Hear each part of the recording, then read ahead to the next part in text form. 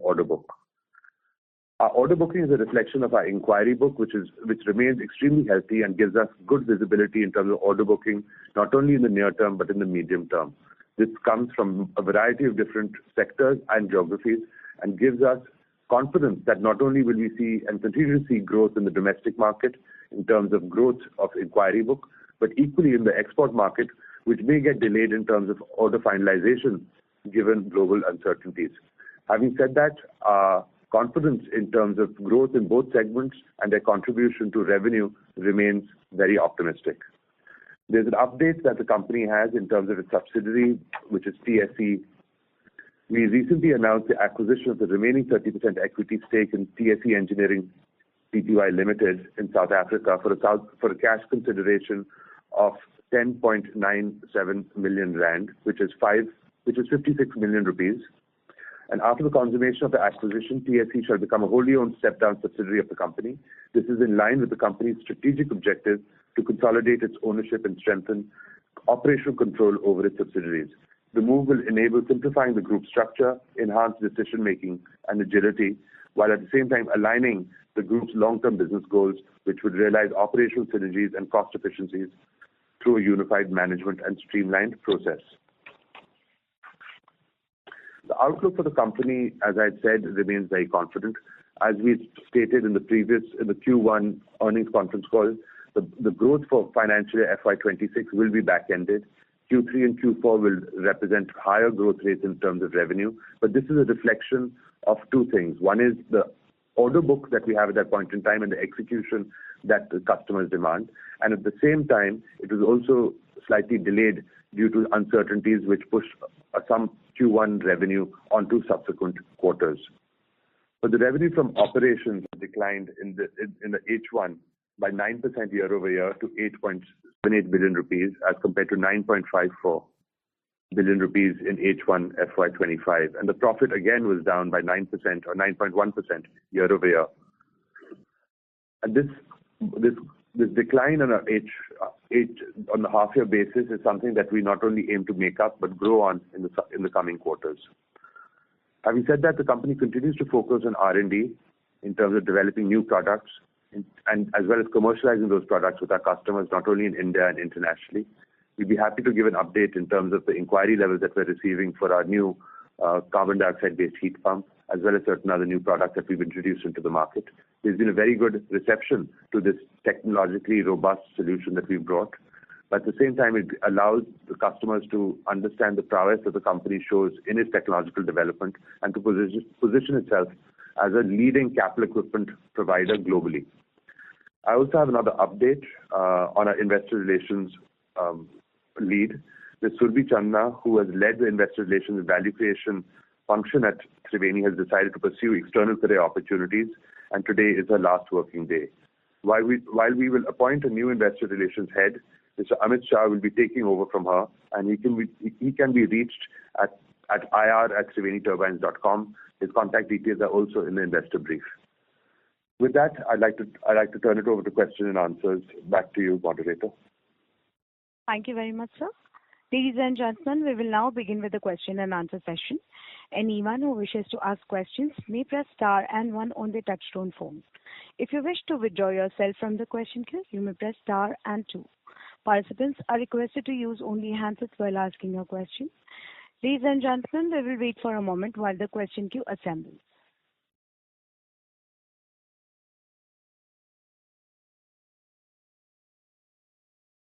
The first question is from the line of Teena Virmani from Motilal Oswal Financial Services. Please go ahead. Hi, sir. Thanks for taking my question. I have two questions, one on export and one on domestic. So on the export order booking, just wanted to understand from you on what is actually delaying the customer decisions in terms of CAPEX and ultimately placing the orders. And when can we actually start seeing this CAPEX revival activity to start happening, both on the product side as well as on the aftermarket side? And how is Triveni positioned to capitalize on that? Okay, this is my first question. A little bit yes, and then I'll ask Mr. S. N. Prasad to update you as well. In the domestic market, like I've said during my opening remarks, we see growth coming on the product side from the steel, cement, and utility power drive turbine market. We've had some good successes, and we believe that there is enough impetus for these segments to grow in the coming quarters and coming years as well. There is steady growth in the base infrastructure segments in India, and we see that continuing in a sustainable manner. At the same time, given the large power requirements and energy requirements in the country, there's a very rapid growth in the utility turbine space. While we do not provide turbines for utility power generation, the auxiliary power requirements are met through our turbines as well. And that's on the domestic side, which gives us confidence on the product growth.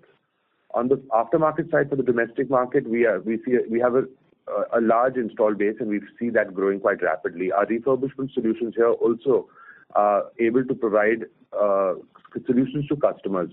We think in the coming quarters that will also reflect good growth. On the export side, while you did allude to the fact that there's been deferment and delay of order placement, one of the larger markets which is disappointed on the product ordering has been the United States, which we believe, given some uncertainties being given some of the trade uncertainties going away, would lead to finalizations. We have finalized orders, but we've not taken them into our order book, given the fact that we have currently not received advances on those, given uncertainty around the exact tariff structure. Having said that, we are quite confident that the margins exist for us to work well with our customers to ensure that both parties are happy, given the uncertainty around the tariffs. But at this point in time, the last quarter has led to a little bit of uncertainty in the U.S. market. Having said that, the inquiry base remains quite resilient and robust. We think in other markets in Europe and the energy transition market is actually performing well. We have even in this current quarter we've had very good order wins, and I think that will continue. Southeast Asia as a market seems to have been underperforming for us. The Middle East seems to have done well. And we think that both from an aftermarket as well as product basis, the export market will continue to be the mainstay driver of the growth of the business. The domestic market growth in this current quarter is something that has happened after several quarters and is happening with a lag. FY25 was a low point in terms of order booking in the domestic market, and we believe those orders, and we anticipated these orders coming through in H1 of this current year, but we believe that will continue into H2 as well. This is while domestic margins are slightly lower.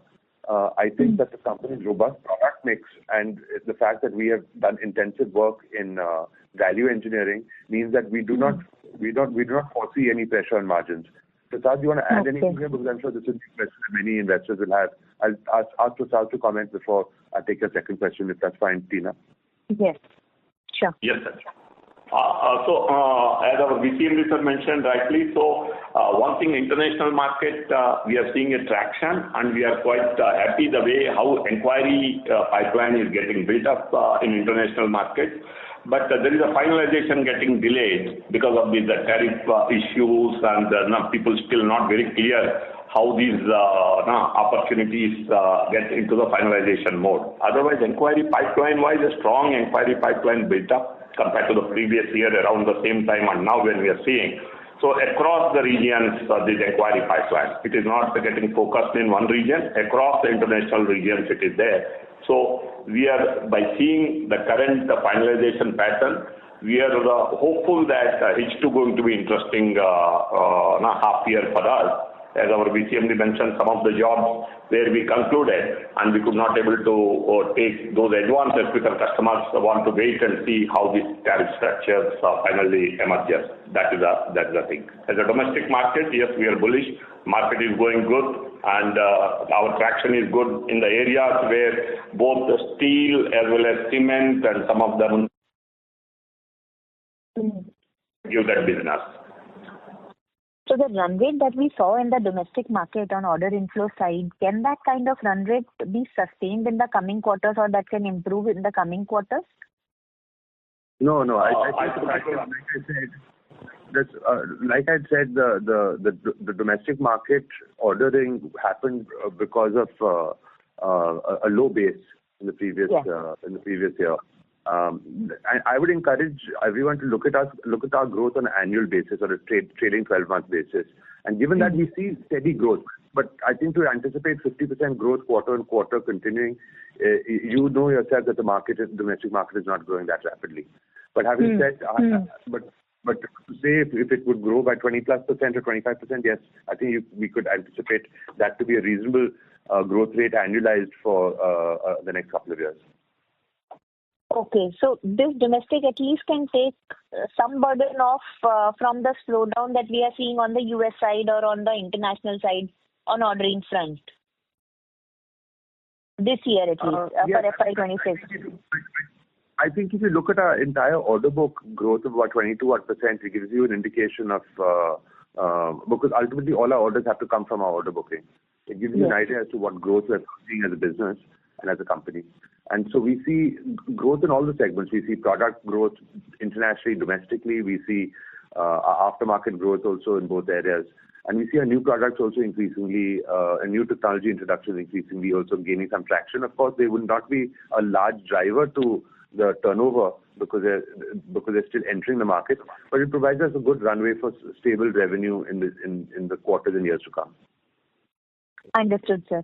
And one thing you've already highlighted that higher domestic execution will not have too much impact on the margins. So would that be right to assume that even if domestic execution increases because order inflows are better on domestic side right now, margins would broadly remain in the range of 20-21% or can go down a little bit? Yeah, you're very right.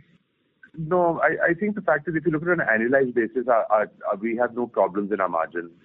This is, of course, a reflection of execution in terms of product mix and product categories. But every order is unique, and we remain quite upbeat about the fact that margins will not be impacted. You have certain benefits of increased turnover in terms of overhead absorption, which should also cover the fact of higher domestic sales. But you are right to point out that domestic sales do carry a lower profit margin. We have certain orders that we are executing with NTPC as well, which are of lower margin because it's a larger package size for our energy storage project. But having said that, we think overall as a company, these will not have a material impact. Understood, sir. Thank you. I'll come back in the queue. Thank you. Ladies and gentlemen, in order to ensure that the management will be able to address questions from all the participants in the conference, kindly limit your questions to 2 per participant. Should you have a follow-up question, please rejoin the queue. The next question is from the line of Harshit Patel from Equirus Securities. Please go ahead. Thank you very much for the opportunity, sir. So, firstly, as you mentioned on that NTPC large ESS order, could you give us an update on the execution progress? And also, are the margins in line with our earlier expectations? Has any clarity emerged in terms of where we will end up in terms of margins while executing? No, I think the project is currently under execution and it is stated to be commissioned in the first quarter of, as per plan, as per our commitment as well, in the first quarter of FY27. Having said that, this as a project will follow a cost of completion revenue recognition, and so a lot of the cost will be recognized in this current year. As far as margins go, there's been no surprises. Pretty much all the purchase orders that have to be placed have been placed, and so the costing is quite accurate. Prasad, do you have any updates to add on that? Sir, you're right. It's progressing quite well. More or less, we'll be meeting the committed schedule, and even the cost-wise, everything under control. We are not seeing any surprises. Understood, sir. So, secondly, as you mentioned, we have seen the substantial growth coming back in the domestic orders in the last 2 quarters. Could you highlight whether is this because of market share gains for us, more penetration into the API market, or whether this is mainly driven by the general uptick in the market? Also, have we witnessed any change in the intensity for smaller peers? Are there any players who might have exited the domestic market? No, actually, so the majority of the domestic market is catered to by Siemens and us in the industrial space. And so the people coming and going, you're talking about a few turbines here and there. It's not significant in the market for as large as India. So for the current quarter, yes, there has been some market share gains, especially in segments which require high specification API turbines, such as for drive applications, for boiler feed water pumps, for utility turbines, which are sporadic and lumpy in nature. As you know, utility turbines come about infrequently. But at the same time, there has been a growth in the market as well. The entire market has grown to the extent that there's larger capacities which customers want. There's momentum in the commodity sectors of steel, cement, paper. We see some even in areas like sugar and distilleries, we're seeing some orders still. So I think that is the comment that I have right now.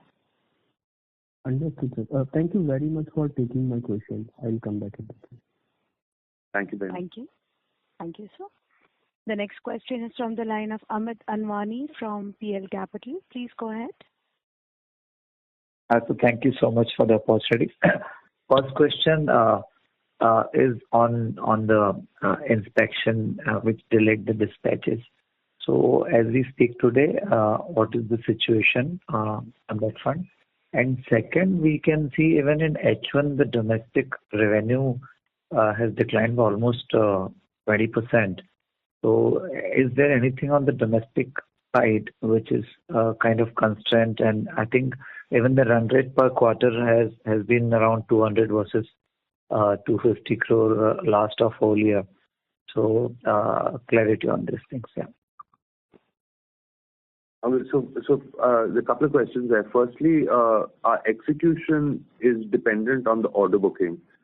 So our order booking in the domestic market was weak in FY25, and that is what is getting executed now. The fact that we have a higher order intake from the domestic market in these current quarters would mean that in subsequent quarters, maybe a year down the road, you'd have higher domestic as a percentage. So having said that, we still have 51% of our entire order book from the export market. So actually the mix won't change that much. It just means that the domestic has shown a greater growth. Now, so your second question was? The dispatches. Yeah, dispatches. We sell over 200 turbines a year, and pretty much all turbines have some degree of inspection that is required, especially with more sophisticated customers. So this is a routine issue that happens continuously. There was some extraordinary situation that happened in Q1, which deferred inspection because of a lot of hostility in our region. So those have not happened, and so very frankly, we see the inspections continuing. The fact that we have to catch up on some of the deferred revenue with the revenue that was meant to happen in Q1, which will happen by Q3, Q4, is something that we're quite confident on. But Sachin, would you like to comment on this aspect of any aspect of inspection deferring revenue for Q3 and Q4?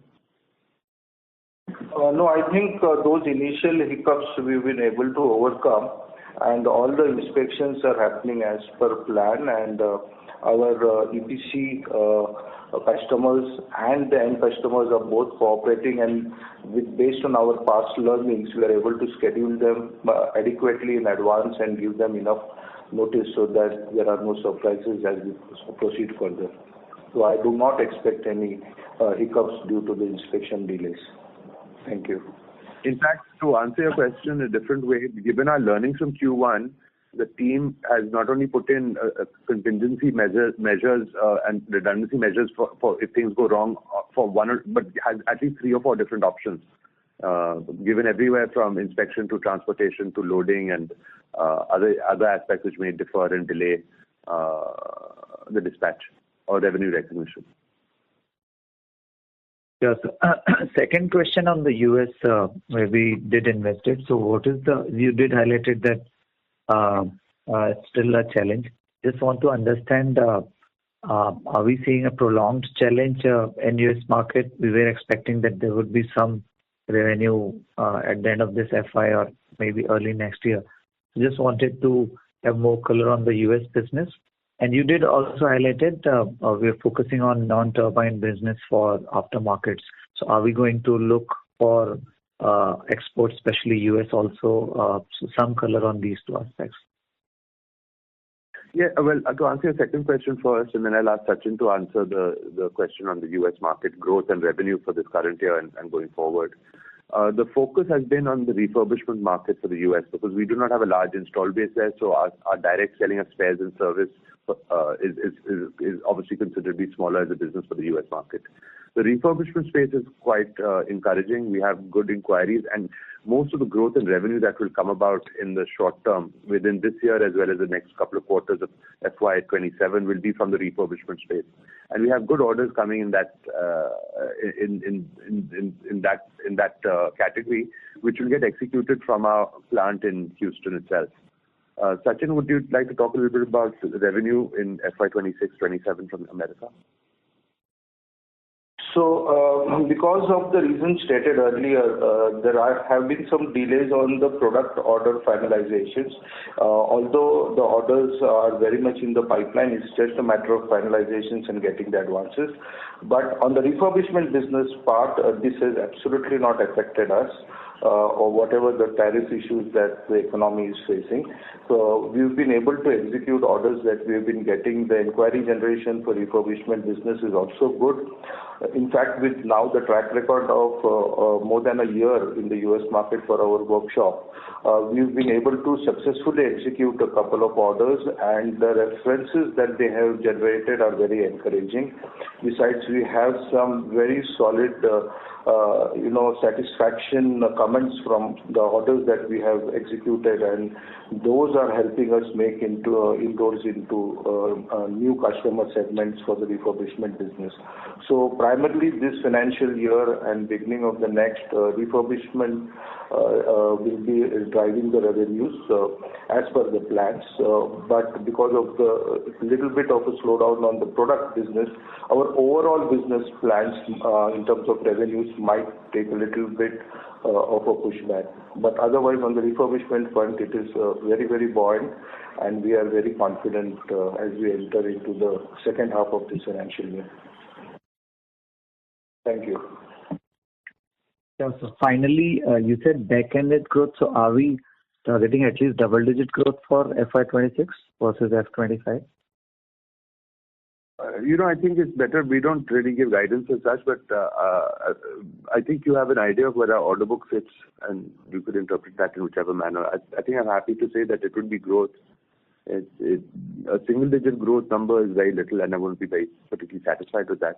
But let the next quarter finish, and then you'll get a better idea as to what our potential will be. Thank you, sir. Thank you, and all the best. Thanks. Thank you. Thank you. The next question is from the line of Mohit Surana from Monarch Network Capital Limited. Please go ahead. Thank you for the opportunity. A couple of questions. One, with respect to the inspection schedule. So I believe these inspection schedules are done once the product is ready for verification.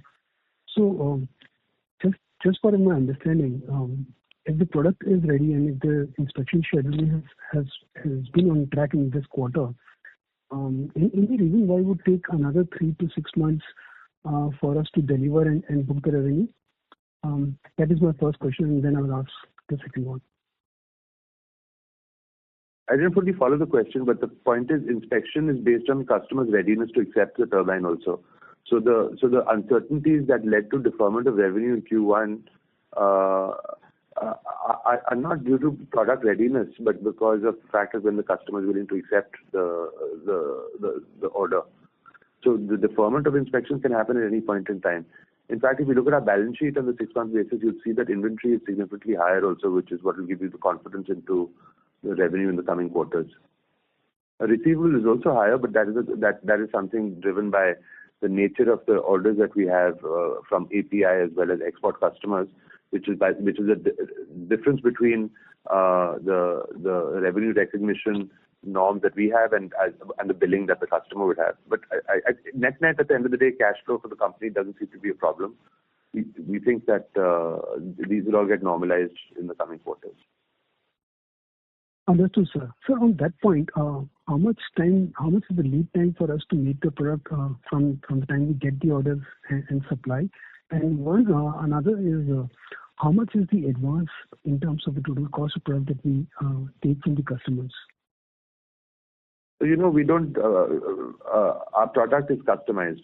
A 2 megawatt turbine is customized, a 100 megawatt turbine is customized. So, and each customer is different and distinct, and they operate in different environments and different commercial terms. So the advances and the type of advances we always get advances from customers, but it will depend from customer to customer and industry to industry in terms of what are the standards there. But I would say that these are common across the capital goods industry to get significant advances. It's difficult for me to put a range, but it would be anywhere between 10% to 30%. Now, it would depend from customer to customer. Understood, sir. The second question was advances.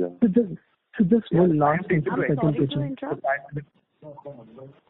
Mr. Surana, I would request you to kindly rejoin the queue for follow-up questions, as there are those who are waiting for their turn. Thank you. A reminder to all the participants to kindly limit your questions to only 2 per participant. Should you have a follow-up question, please rejoin. The next question is from the line of Ravi Swaminathan from Avendus Spark. Please go ahead. Hi, sir. Thanks for taking my question. My questions are related to the domestic market. In terms of pipeline, earlier we used to give in gigawatt terms to the size of the pipeline for the domestic market. If you can give what it is currently and how it would have grown compared to last year, that will be great. And in the domestic market, sub question is, would we have gained market share in the domestic market given some large orders which were there? And you had mentioned about good traction in steel, cement, and sugar. Can you give commentary on the other sectors also which are there in the overall order book price? Thank you. There are many questions in there. Firstly, on the inquiry levels, we've seen a robust growth in the domestic inquiry levels, which is, I'm hesitant to give numbers because the fact is that we don't tend to give numbers on a quarterly basis, and I think that we should try to give these numbers of actual actual inquiry levels on an annual basis. The reason is that, very frankly, an inquiry can last for multiple quarters on the book. And so when it changes quarter to quarter, I think it doesn't give a correct impression as to where the company stands. But having said that, I'll ask Prasad to tell you a little bit about where he sees the demand coming from in the domestic market. Prasad, if you could just tell Ravi. Yes, Ravi. So domestic market-wise, even though numbers we could not able to share that exactly, as our VCMD mentioned that on the pipeline is quite robust because we are seeing inquiries coming from steel, cement we are seeing, and we are also seeing process cogeneration segment we are quite bullish. So this compared to FY25, which is quite a muted year for the reasons known to all of us, we are seeing all that markets getting opened up on that. So pipeline is good, and second thing, even whatever the order finalizations we all segments what we have noticed in current quarter, especially in domestic market.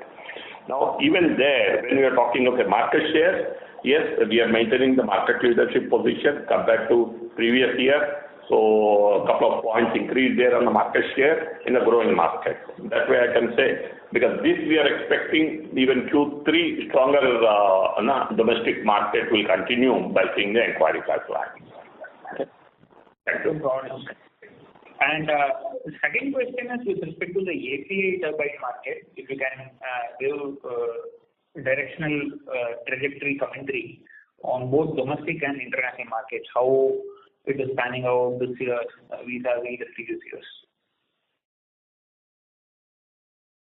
Prasad, why don't you give your opinion? So API market, as in the previous quarters also what we have shared, yes, we have been registered with various oil and gas companies and EPCs. That is continuing. Strong inquiry pipeline there. And we got some repeat orders from some of the globally prestigious refineries. That is adding into our reference list. And second thing, inquiry pipeline, both domestic and international. API inquiry pipeline is quite strong since we are there in API drives as well as the power generation turbines. So I think this segment is going to be a strong segment for us continue to lead the growth. Thank you. Great, sir. And my last question, with respect to the export mix, if it is possible, if you can give the geographical breakup, Southeast Asia, Europe, Middle East, Africa. On the export side, the Middle East and Europe continue to lead as markets for us. The US has been slow. Southeast Asia has also been slow. But on the refurbishment side, actually, Asia is a good market, and so is Central South America. And actually, refurbishment is coming from everywhere. Even in India, the demand, Ravi, is coming from all sectors. We don't see any particular sector, including distilleries and sugar, which may have other reasons for it to be muted. We see demand coming from all sectors. So it's sort of broad-based. No one sector is really shining out more than others, apart from maybe the utility power turbines, which for us, the drive turbines for boiler feed water, which is very lumpy and has come up after many quarters. Got it, sir. Yeah. Thank you. Thank you. The next question is from the line of Chirag Muchhala from Centrum Broking. Please go ahead. Yeah, thank you. Sir, two questions. So first is on the drive turbines for utility power. As you mentioned, the auxiliary requirement is healthy. So can you just elaborate a bit more on the size of this market in domestic market and, other pre-qualification criteria, competition, etc. And second question is, like you mentioned, we in last quarter had gotten into heat pump and related products foray. So how is the experience and our product's acceptability? These two things, if you can elaborate on. Prasad, would you like to take the first question on the size of the boiler feed water pump drive turbine market and growth? Yeah, I'll take this. So this utility segment, large utilities here, they need boiler feed water pumps, and this is falling within our range. This is something like around 15 to 20, 22 megawatts sort of a range will be there. For each utility project, whatever you are reading in the newspaper, normally we'll have two turbines sort of a thing. What we are seeing based on the current trend, this market will be something like around 50-55 turbines market there. And we are approved vendor with all these major developers as well as like a NTPC and all this sort of thing. So that is the size of the market, roughly around maybe closer to a gigawatt size of the market will be there. But that will spread into a couple of years sort of a thing, because by seeing how these utility, these 800 megawatts or 600 megawatts gets into that. That is the thing. We are approved by all EPCs as well as the NTPC and all. Thank you. On the heat pump side, actually from the point of the last conference call that we had, we've had good success. More than that, the inquiry pipeline has built up quite considerably for our product range. In fact, we've also had good success in another product range which is called MVR, which is a vapor mechanical vapor recompression compressor. It's like a steam compressor, which when coupled along with the heat pump is providing very good solutions to our customers. Prasad, do you want to give a little bit of idea as to how these new products are faring in the market? Yes, sir. So coming to the heat pump, one demo unit we established at our Pina facility. This is the world's first when it comes to the temperature-wise. We are giving a hot water at 126 degrees, CO2 based heat pump. So these have given a very good traction. The inquiry pipeline is building up. A lot of visitors are coming and seeing as this being the world's first. So we are very bullish on that. The customers who are looking for that high temperature, that will be the market on that. So coming to this new technology products, one is the MVR, what previous calls, what we mentioned that. We picked up some orders from this MVR segment. This is basically mechanical vapor compression, that is a steam compression, low pressure steam compression. We picked up a commercial order and we will be delivering first MVR sometime quarter one of the next financial year. That inquiry pipeline also building up. Now, since these orders, around 8 to 9 compressors we have to supply as per the first purchase order. So we are confident that will give access to us to more customers from this. So these are the two areas where we are seeing things are going good for us. Thank you. Yeah. Okay, thanks for that. So just one clarification. This 50 to 55 turbines market that you mentioned for the 15 to 22 megawatt utility range. So has this market always existed and we are new entrant in that, or this is something which has recently come up because of change of technology, etc.? So this is like the new market. No, but the utility turbine space has always existed. It was largely catered to by people like BHEL and imports. It's newer for us as a company to cater to. Okay, sir. Yeah, thanks. But this gigawatt order of turbines will get sold over the next 2-3 years. Sure. Thank you.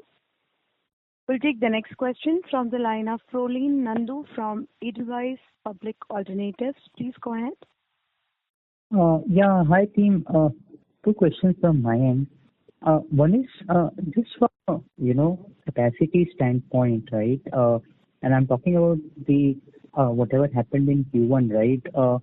From a capacity standpoint, because there were delays in inspection, did it by any chance hinder our sales that we did in Q2? What I wanted to understand was that from a again space or capacity standpoint, what could be the loss, right, in this year of sales, or how should at least we think about it? I'm not asking for a number, but on the ground, on the factory side, are there any constraints because of which some part of the sales you might not be able to recover this year? It's not because of capacity. We're not a capacity constrained firm, but orders can get deferred due to customer acceptance. No, sorry, Nikhil. I'm sorry. I get your point. What I'm saying is that because of that customer acceptance, right, turbines are lying in your factory. Could it hinder your? Okay. No, it doesn't fully apply in the factory, because the point is it's at different stages of manufacturing. So you don't necessarily have to keep it at that stage of fully ready. You do it as to the time plan that the customer has. So whatever was lost in Q1 will try and get deferred. But you are right to one extent that the revenue that we have to catch up on in Q3, Q4 will put some pressure on the team. Capacity is not the constraint. It is actually on the capacity of our vendors and our subcontractors, which becomes a coordination problem for us. And I think that the team is seized of the issue. But very frankly, if we are to continue to grow and to generate revenue on a quarterly basis, which is high, then these are matters that we'll have to deal with on a routine basis. Sachin, do you want to give some more confidence around the capacity issue? So, see, we have been expanding our capacity for production in our mother factories. Also, there has been a constant effort throughout the last couple of quarters to gear up for meeting the volume growth in business. Therefore, the supplier base, both in terms of our supply chain vendors as well as our subcontractors, the base has been increasing. We are going beyond the existing geographies of vendor base, and we are expanding the vendor base so that we equip ourselves to ramp up the volumes as the market requires.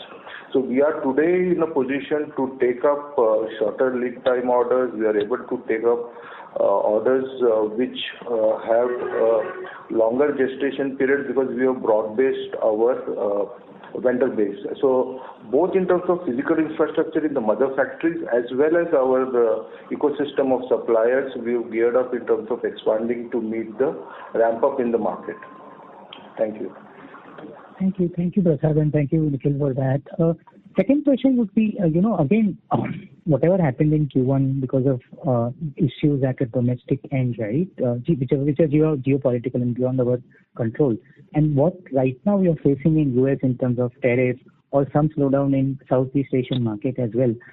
Do you foresee any permanent, some lasting, slightly medium-term damage on our capability to cater to the market? Whatever our original plans were, right? Has it created any sort of doubts over those plans, or has it also opened up any opportunities, right? Because tariff is something which maybe other countries also face. So anything that you want to touch upon as to, let's say whatever happened locally because of geopolitical issues in Q1, this tariff issue in US, as well as slowdown in Southeast Asian countries. Anything that will lead to any permanent damage for us, or any gains also which might not be immediately visible, to the larger audience? No, I think the fact is our strategy stays the same, which is to be asset light and be nimble and dynamic. I think the uncertainty only reinforces our strategy to be the correct one. Our expansion into local markets, yes, the US experience has shown us that there can be uncertainty which can lead to deferment of business plans. That's all that happened, that the business plan is a little deferred, but it's been compensated by growth in other areas. The good thing about our business model is that we're very diversified, not only in terms of the geographies that we cater to, but the products and the application of the products in different industries. So demand comes up in different areas. We can't really generate the demand. This is something that has to be generated by the market. And so to the extent that certain inquiries are taking longer to convert in certain places, doesn't take away from the fact that there is latent demand in that, and it will eventually come into the market. So where I don't think anything has changed. What has happened is for FY26 is that some of the revenue has gotten deferred. And so from a growth perspective on a year-on-year basis, that would get reflected. But it doesn't take away from our longer-term aspirations and strategy. Sure. That's it from my side. Thanks a lot and all the best. Thank you. The next question is from the line of Rehan Syed from Trinetra Asset Management. Please go ahead. Yeah, good afternoon to the team, and thank you for giving me the opportunity. As most of the questions are answered, so I want just a bit understanding on the R&D side. Mr. Syed, I'm sorry to interrupt you. Your audio is not clear, sir. May we request that you use your handset, please? Yeah, sure. Now it's clear? Yes, you may proceed now. Yeah.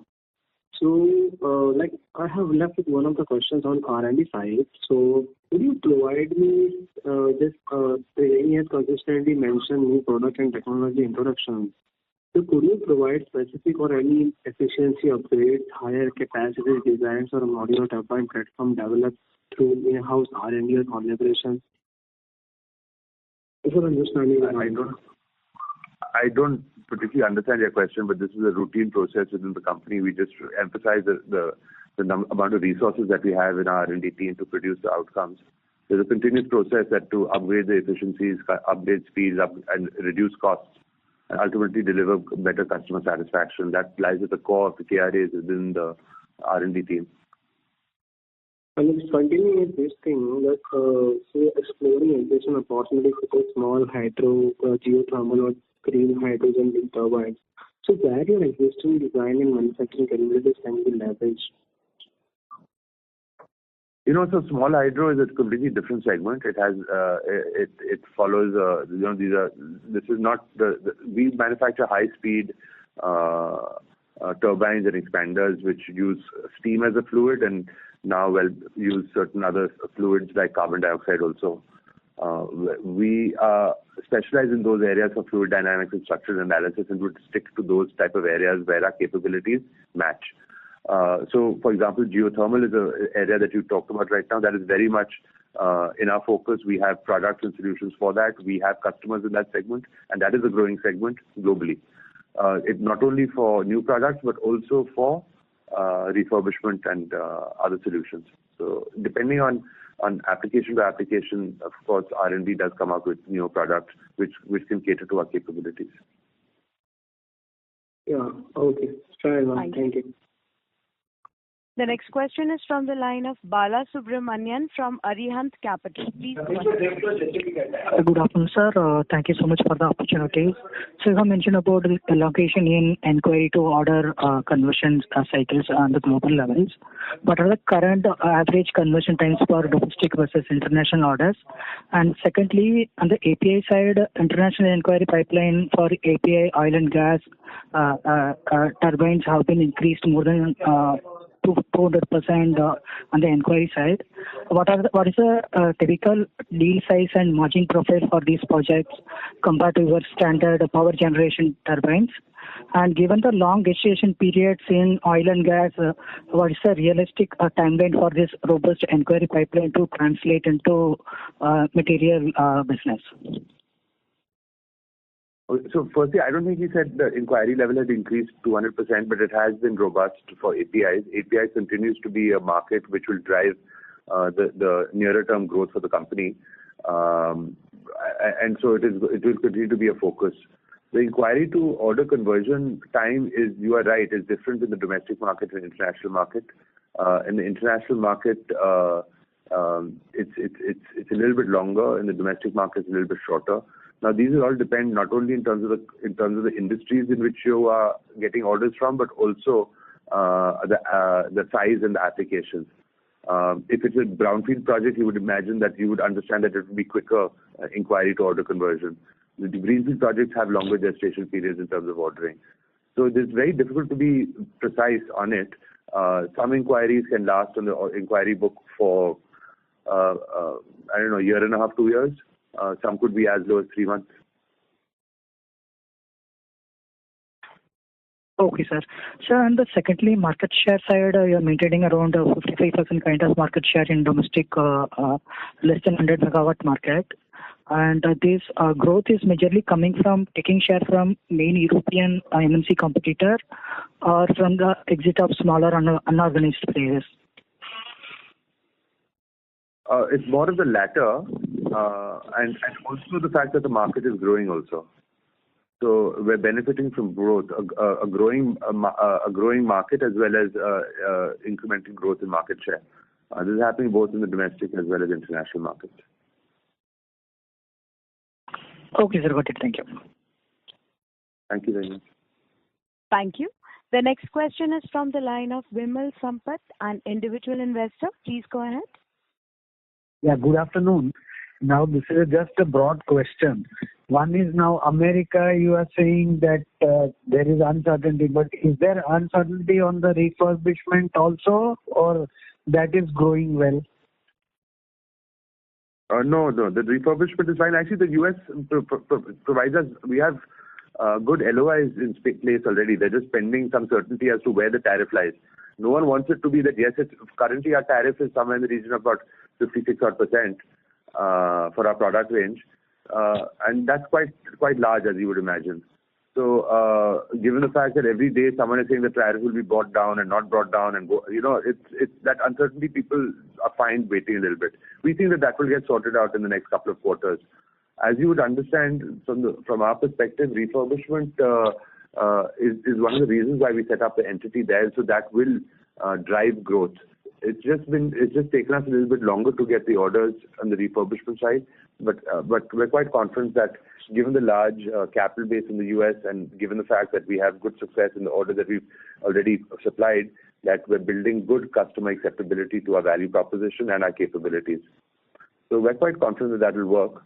And our capex, any deferment of our capex because of these uncertainties, and what will be the capex for the new products like your heat pump and MVF? When we said that we had a capex in the beginning of the year, it will all fit within that. The capex is in this current quarter was somewhere in the region of 30 odd crores, but that included setting up a heat pump and setting up new offices, etc. Net at the end of the day, I think capex is going to be is to the extent that we need to balance certain capacity. We would always have routine capex in the plant from a perspective of tooling. But we have no plans right now of setting up new factories or new workshops. We already have an expansion underway in our Sompura facility, which will get capitalized by a majority of it by the end of this year, but which will be ready by June, July, which will add further capability.